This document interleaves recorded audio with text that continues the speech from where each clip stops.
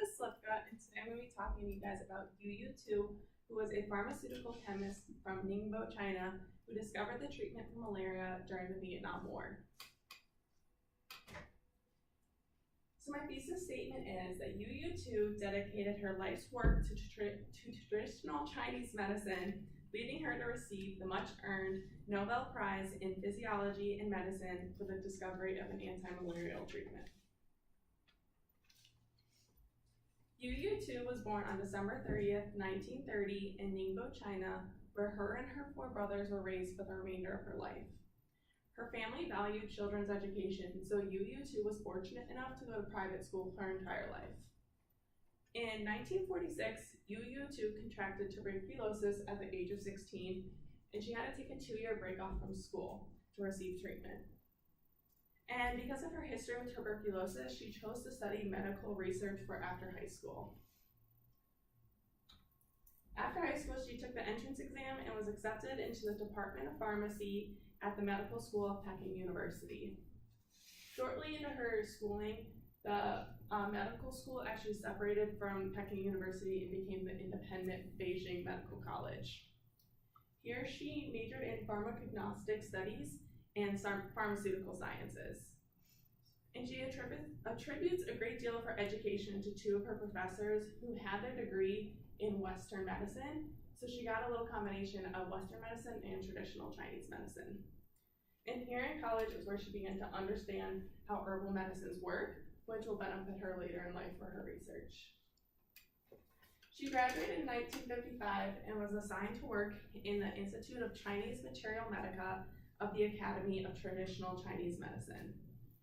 Here she took full-time training from 1959 to 1962 on Chinese medical theory and practice. And at the time, young medical professionals were encouraged to study traditional Chinese medicine, whereas the older practitioners were encouraged to learn Western medicine. So like I said, there was that combination of Western medicine and traditional Chinese medicine. So while Youyou was working at the Institute of Chinese Materia Medica, the Chinese Cultural Revolution began. Mao Zedong launched the Cultural Revolution in 1966 with hopes of preserving Chinese communism and avoiding the revisionism that he witnessed in the Soviet Union. All the schools were shut down, and the nation's youth were organized into groups called Red Guards. These Red Guards were encouraged by Mao Zedong to verbally attack the all traditional values and bourgeois things. Many Western-trained scientists were being persecuted by the Communist Party at the time, and Youyou's research was stalled, along with every other institute throughout the country. So propaganda around the country emphasized the loyalty to communist views. However, the Red Guards increased in violence and began physically attacking the elderly and the intellectuals. Thousands of people were injured or died during this time due to the Red Guards' violence. And throughout the years, China lost communication with all Western countries. And since the intellectuals and the education system were being targeted for the revolution, China lacked expertise in various fields, which was hurting the economy. So in 1972, Mao Zedong began to reestablish relations with Western countries and other third world countries. While he was reestablishing communication, his wife, Jian Qing, with the Gang of 4, took control of the revolution, and they continued to push radical policies. Mao Zedong died in September of 1976, leaving Hua Guofen, his successor, in charge. And Hua Guofen felt that the Gang of 4 were overly radical and arrested them within the month, putting an end to the Chinese Cultural Revolution.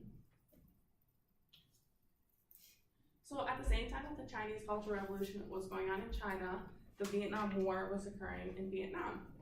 So in 1954, after Vietnam was partitioned into 2 separate countries after the Geneva Peace Accords. And the United States felt that North Vietnam was having too much communist power, so they began to send troops to aid South Vietnam.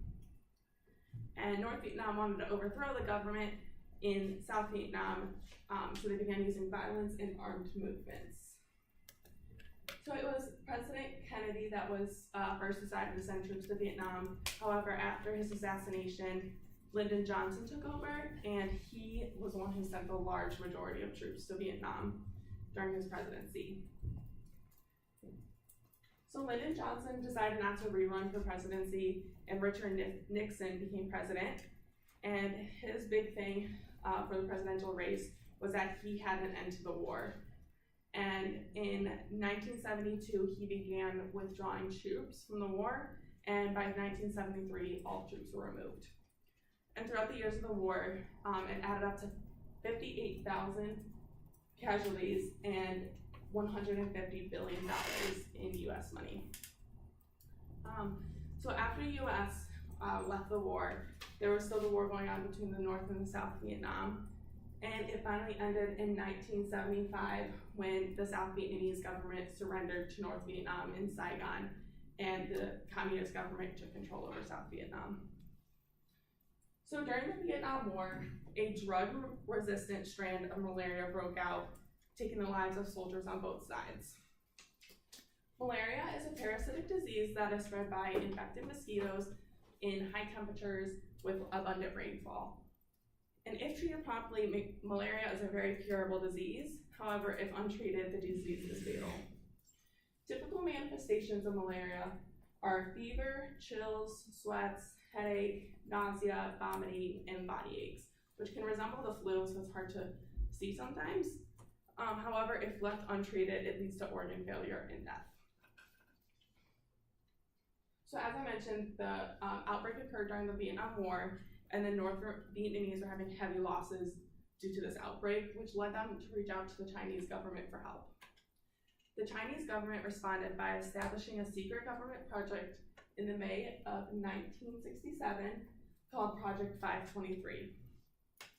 The United States were also suffering from malaria on their side of the war, and they did their own independent research at the Walter Reed Army Institute of Research. But from between 1967 to 1969, thousands of compounds were tried and there was no success.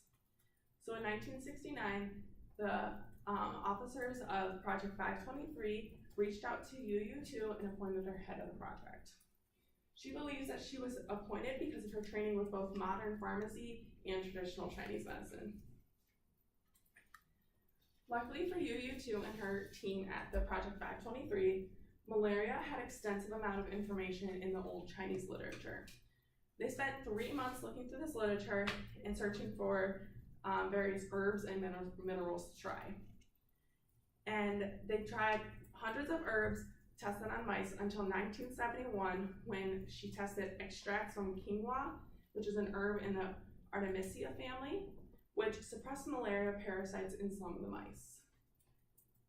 However, they thought they were doing good until they tried reproducing the study, and the results were unproducible and inconsistent. So Youyou too had the idea that it was changing the extraction process. So instead of boiling the herb, she extracted it at a lower temperature, and that proved to be effective. So sample 191 was quinoa ethyl ether extract, and that found to be 100% effective against malaria parasites in mice. These discoveries were presented at the Project 523 meeting in March of 1972. Before clinical trials could occur, they had to test the safety of this herb. So Youyou, along with 2 other team members, decided to take the extract. Luckily for them, there was no toxic side effects, and they passed the safety evaluation. So the first clinical trial consisted of 21 patients in southern China, and the quinoa extract proved to be 100% effective by getting rid of the fever and the parasites in the blood. So there was further testing, and on November of 1972, they discovered the compound that was effective against malaria, and they named it artemisinin.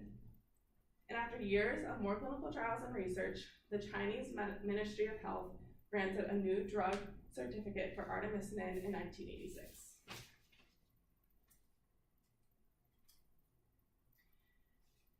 In 2015, at the age of 84, Youyou won half the Nobel Prize in Physiology and Medicine for her discovery of artemisinin. The other half of the award went to a pair of scientists for their discovery of ivermectin, which is also a parasitic fighting drug. And according to the Nobel Foundation, The Nobel Assembly consists of 50 professors at the Karolinska Institute that evaluate and choose a nominee who has made an important discovery for the benefit of mankind.